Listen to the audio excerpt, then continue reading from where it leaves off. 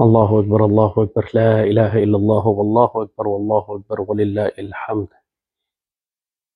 اعوذ باللہ من الشیطان الرجیم بسم اللہ الرحمن الرحیم۔ انہ وحدہ صدق وعدہ نصر عبدہ حزم الاحزاب وحدہ لا الہ الا اللہ ان اللہ وملائکتہ یصلون علی النبی یا ایہا الذین آمنوا صلوا علیہ وسلموا تسلیما۔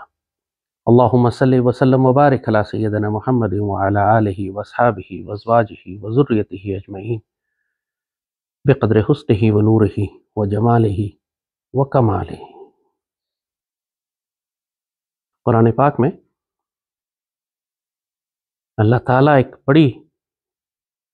نصیحت آموز آیت لکھتا ہے مسلمانوں کے لیے، اور ہم کہیں گے کہ آج کے حالات کے لحاظ سے پاکستانیوں کے لیے،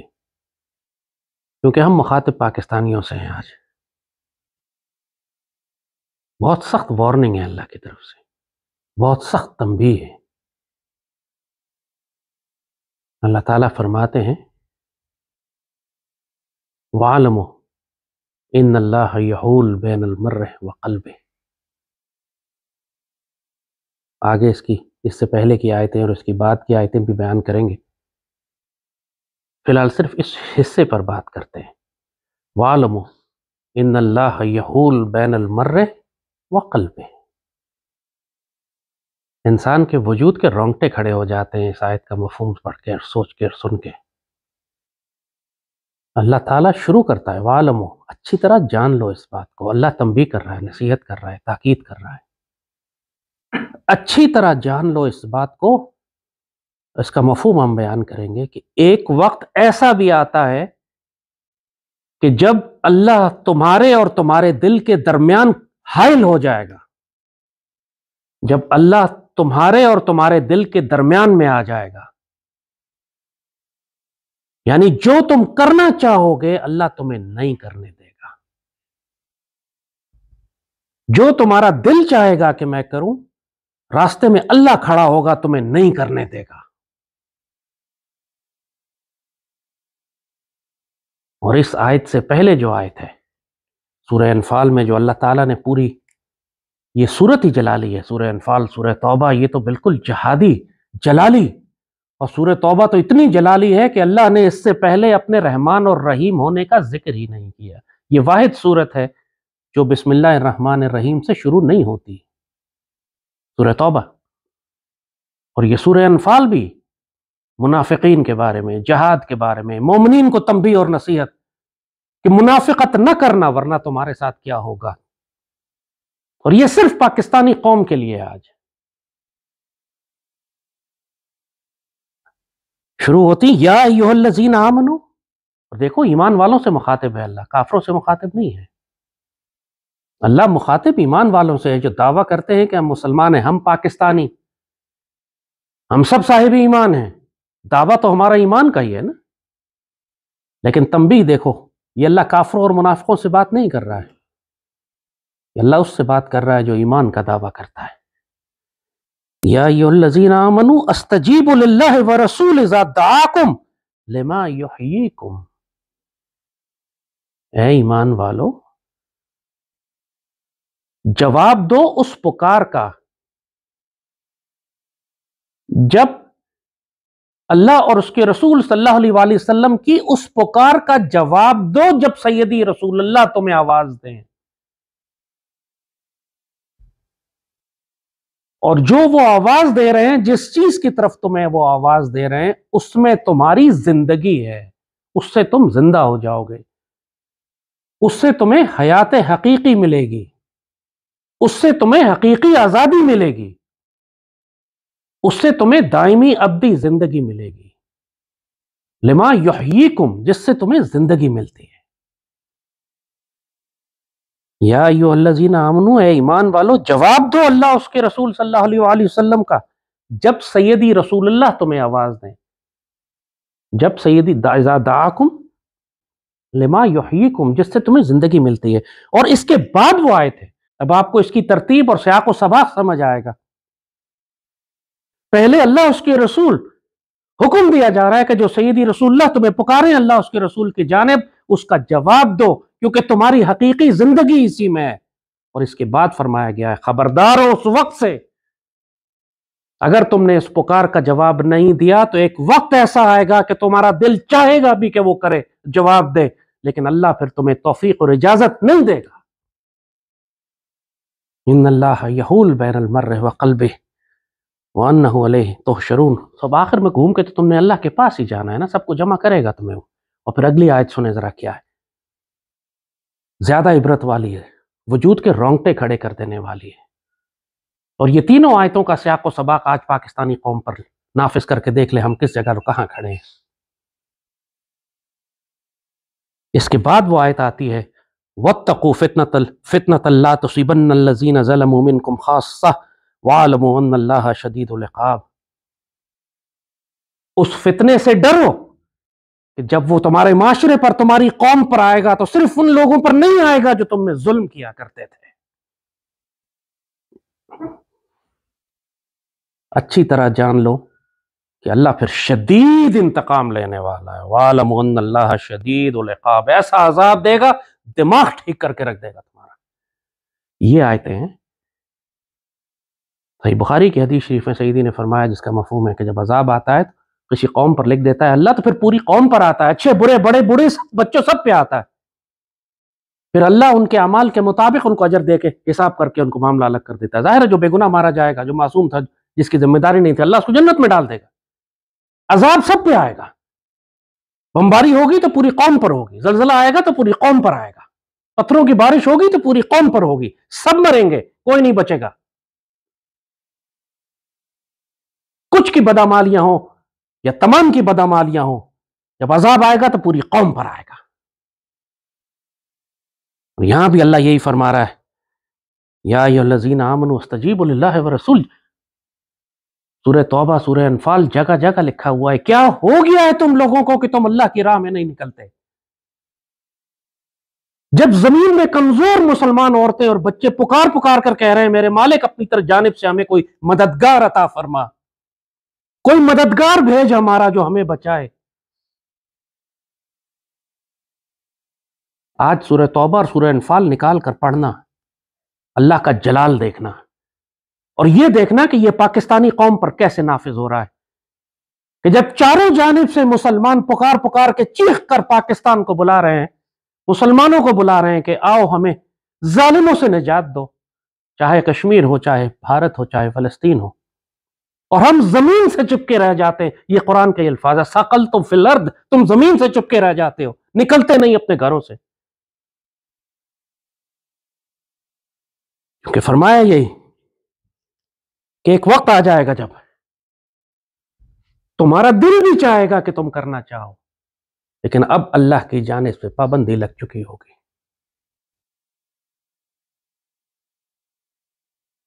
آج وہ تمام مسلمان حکمران اور صاحب اختیار جن کو اللہ نے اقتدار بھی دیا ہے، طاقت بھی دی ہے، عہدہ بھی دیا ہے، شہرت بھی دی ہے، پیسہ بھی دیا ہے، ایک دفعہ وہ اپنے عہدے سے ہٹا دیے گئے، اس کے بعد ساری زندگی کوشش کرتے رہے کہ وہ دین کی خدمت کریں گے اور کچھ کریں گے تو کر نہیں سکیں گے، کیونکہ اب اللہ بیچ میں حائل ہو جائے گا۔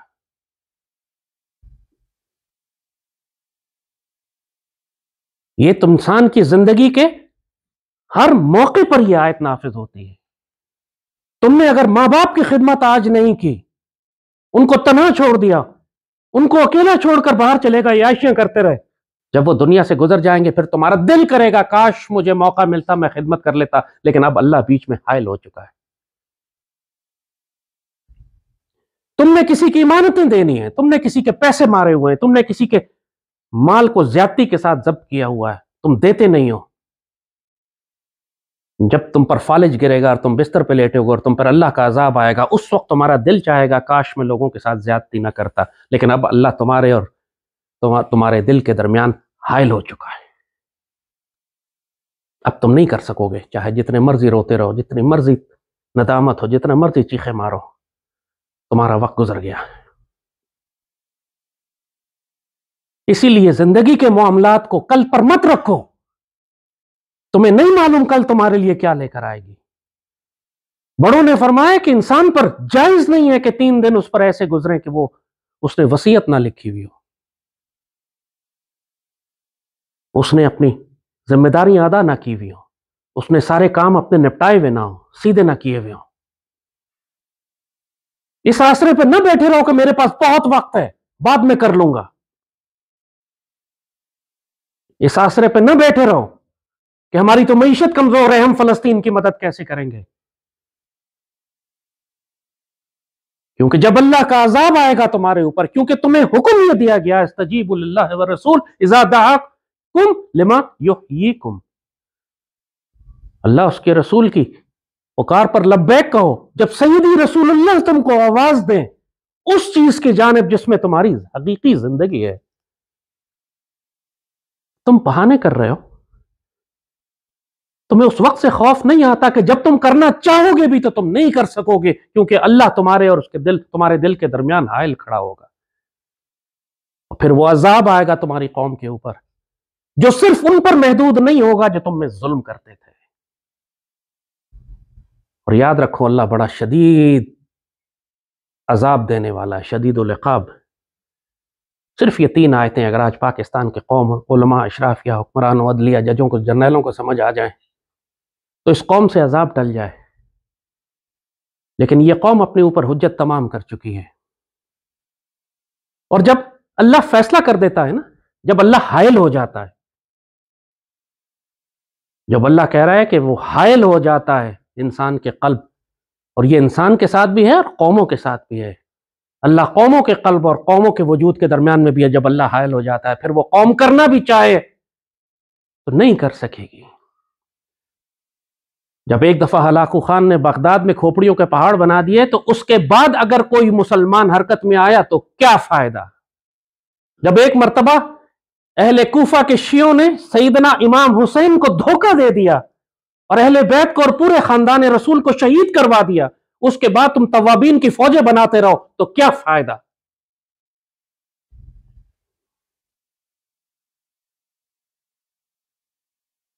ایک دفعہ اہل غزہ تباہ و برباد ہو گئے، غزہ پر یہودیوں کا قبضہ ہو گیا، معصوم بچے اور عورتیں چیختے پکارتے مدد کے لیے تمہیں شہید ہو گئے، اس کے بعد تم نے 2 جہاز خیموں کے بھیج دیے تو کیا فائدہ؟ پھر تمہارا دل بھی چاہے گا کچھ کرنے کا تو اللہ قبول نہیں کرے گا، تمہیں اجازت نہیں دے گا، پھر تم پر عذاب کی باری ہے، پھر تم پر وہ عذاب آئے گا جو صرف ان لوگوں پر نہیں آئے گا، تم میں جو حکمران تھے، جو اشرافیہ تھی، جو ایلیٹ تھی، تم یہ کہہ کر نہیں بچو گے کہ میرے ہاتھ میں تو کوئی اختیار ہی نہیں تھا۔ پھر اللہ شدید العقاب ہے، پھر تو شدید عذاب دے گا، پھر تمہارے ساتھ بھی وہی حشر ہوگا جو اہل غزہ کے ساتھ آج ہو رہا ہے۔ یہ مکافات عمل تو پھر ہونا ہے، مسلمان دنیا کے ساتھ ہونا ہے جنہوں نے آج غزہ کو ترک کر دیا، اس کی معافی نہیں ہے۔ بار بار کیوں ہم مخاطب ہو کے پاکستان کے حکمرانوں سے بات کر رہے ہیں؟ کیونکہ ان کی غلطیوں کوتاہیوں کی وجہ سے پوری قوم پر عذاب آئے گا، اور عذاب آئے گا، آزمائش نہیں آئے گی، عذاب آئے گا۔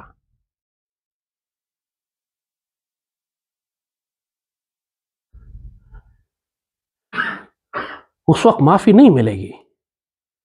جب ایک دفعہ عذاب کا فیصلہ کر دیا جائے اس کے بعد دعاؤں کے دروازے بند ہو جاتے ہیں، پھر توبہ قبول نہیں ہوتی۔ لوگ کہتے ہیں جب تک سانس چل رہا ہے انسان توبہ کر سکتا ہے، ایسی بات نہیں ہے۔ فرعون جب ڈوب رہا تھا تو ڈوبتے ڈوبتے کہتا ہے آمنت برب موسیٰ، موسیٰ علیہ السلام کے رب پر ایمان لایا، تو اللہ نے طنز کیا، الان اب موسیٰ ہوا، فرعون زندہ تھا،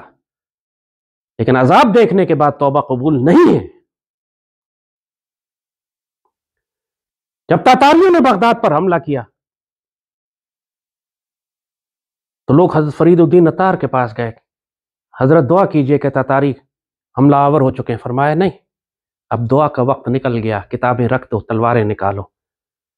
اب سب مارے جائیں گے، کچھ شہید ہوں گے، کچھ کتے کی موت مریں گے، کچھ پر عذاب آئے گا، کچھ اپنے حصے کی قسم پوری کریں گے، بچے گا اب کوئی بھی نہیں۔ 114 سال کی عمر میں تاتاریوں کے ہاتھوں آپ شہید ہوئے، تلوار ہاتھ میں تھی، کیونکہ فیصلہ ہو چکا تھا کہ ان کو عذاب دینا ہے۔ پھر کسی کو نہیں چھوڑا گیا ہے، نہ 114 سال کے بابے کو، نہ معصوم بچے کو، سب کی کھوپڑیوں کے مینار بنے۔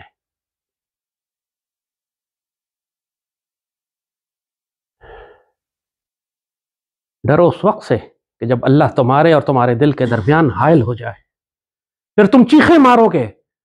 دعائیں کرو گے، اللہ کو پکارو گے، کوئی تمہارا سننے والا نہیں ہوگا، کیونکہ وہ اللہ کا عذاب ہوگا جو تم پہ نازل ہو رہا ہے۔ اس وقت دعاؤں کی قبولیت بند ہو جاتی ہے۔ جس طرح حرام کھانے والے کی دعا قبول نہیں ہوتی، ویسے حرام کرنے والے کی دعا بھی قبول نہیں ہوتی۔ حدیث شریف میں سیدی نے فرمایا کہ اللہ تعالیٰ فرماتا ہے کہ ایک شخص لمبا سفر کر کے آتا ہے حج عمرہ کرنے کے لیے، خانہ کعبہ کے پردے پکڑ کے رو رہا ہوتا ہے، اس کا جسم گرد آلود، اس کا کپڑے گرد آلود، اس نے اتنی تکلیف اٹھائی ہوتی ہے، اتنی مشکل سے سفر کر کے آتا ہے، رو رو کے چیخ چیخ کے وہ خانہ کعبہ کے پردوں میں لپٹ کر مجھ سے مانگ رہا ہوتا ہے، میں اس کی دعا قبول نہیں کر سکتا کیونکہ اس کا پورا وجود حرام میں پلا ہوا ہوتا ہے۔ انا للہ و انا الیہ راجعون، استغفر اللہ رب العالمین، اعوذ باللہ من ذالک۔ جو حرام کھاتا ہے اس کی دعا اللہ قبول نہیں کرتا، اور جس نے حرام کر کے سیدی رسول اللہ کی امت کو دھوکہ دیا اور خیانت کی اور سیدی رسول اللہ کی پکار کا جواب نہیں دیا جب وہ آپ کو پکار رہے تھے، لما یحییکم، جس میں تمہاری حقیقی زندگی تھی، اور پھر جب اللہ ان پر عذاب نازل کرنا شروع کر دیتا ہے، اور ایسا فتنہ کہ جو پوری قوم پر آتا ہے، اور پھر اللہ شدید العقاب ان پر عقاب نازل کرتا ہے، تو اس میں پھر دعا قبول نہیں ہوتی، پھر وہ تمہیں اپنے حصے کی سزا اور عذاب کاٹنا پڑتا ہے۔ کیا بغداد کی 15 لاکھ آبادی تھی، کسی ایک کی دعا قبول ہوئی؟ جب اللہ نے فیصلہ کر لیا کہ ہلاکو خان نے آ کے تمہاری کھوپڑیوں کے مینار بنانے ہیں، تو مینار بنے۔ پھر اب اس میں جو بے گناہ معصوم بچہ تھا جس کا کوئی کردار نہیں، اللہ اس کو لے جا کے جنت میں جو مقام دے دے گا، اس کو پتہ بھی نہیں چلے گا دنیا میں اس کے ساتھ کیا ہوا، جو آج فلسطین میں، جو غزہ میں ہو رہا، معصوم بے گناہ بچے مارے جا رہے ہیں، سیدی رسول اللہ کی امت کی بہترین حصہ وہاں کاٹا جا رہا ہے، اور ان سب کو تو اللہ اتنا بہترین اجر دے گا کہ وہ پھر جنت میں جا کے کہیں گے مالک ہمیں 10 دفعہ غزہ میں بھیج، 10 دفعہ میں شہید کروا اپنے راستے میں، ہمیں تو اتنا بڑا مقام آپ نے عطا فرما۔ ہمارے تو وہ لوگ جائیں گے جو صرف تماشا دیکھ رہے ہیں آج اس ظلم کا،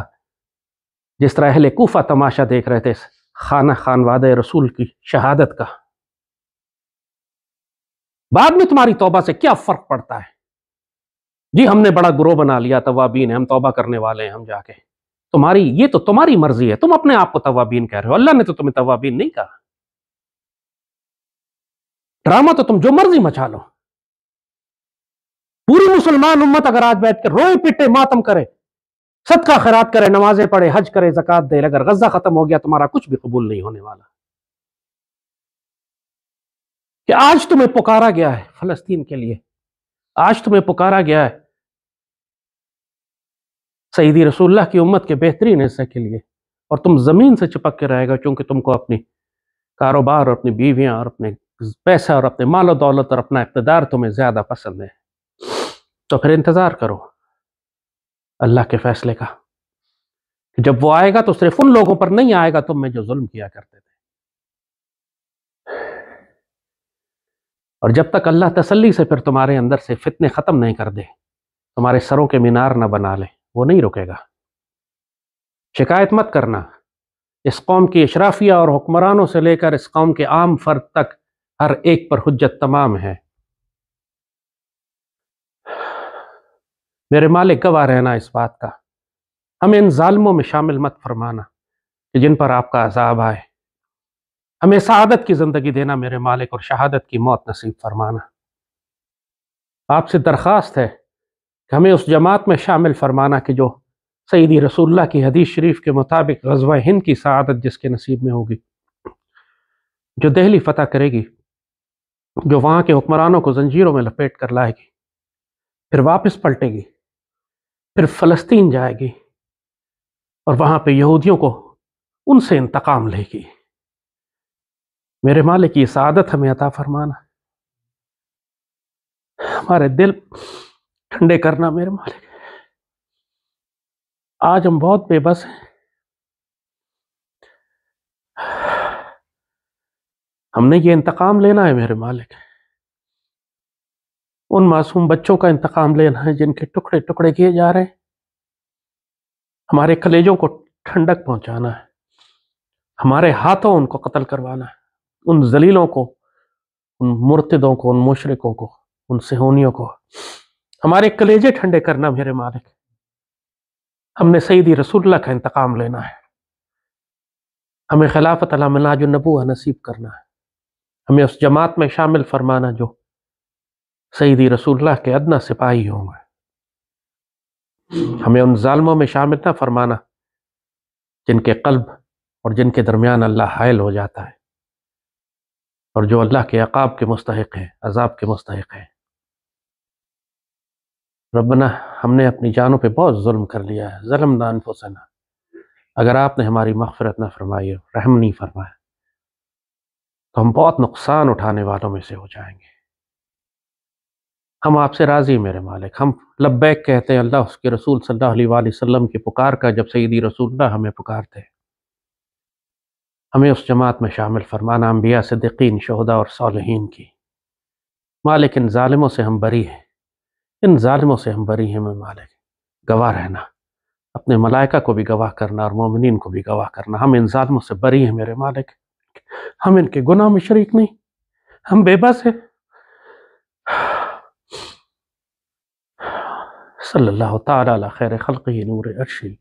زینت فرشی سیدنا محمد وعلی آلہ وصحبہ وسلم، آمین یا رب العالمین۔